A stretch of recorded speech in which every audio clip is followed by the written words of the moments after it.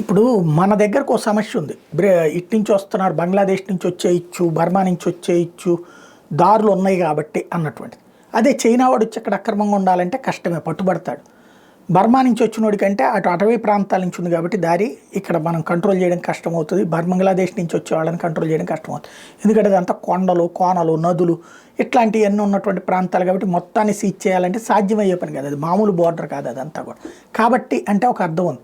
అలా కాకుండా బ్రిటన్కి ఏం దరిద్రం, అక్కడ వాళ్ళు కంట్రోల్ చేయలేకపోవడం ఏంటి కంప్లీట్గా. చివరికి బ్రిటన్లో తాజాగా తేలినటువంటి వాళ్ళ నివేదిక ఏంటయ్యా అంటే ప్రతి 12 మంది బ్రిటన్ పౌరుల్లో ఒకళ్ళు అక్రమ వలస్తారట. అంటే 12 మందిలో ఒకళ్ళు ఇతర దేశాల నుండి వచ్చి అక్కడ అక్రమంగా నివసిస్తున్న వాళ్ళట. ఇప్పుడు ఈ నివేదిక తేలిన తర్వాత ఓ పక్కన అసలే గ్రూమింగ్ గ్యాంగ్స్ గురించినటువంటి గొడవలు నడుస్తున్నటువంటి సందర్భంలో ఇది పెద్ద చర్చనీయాంశం అవుతోంది.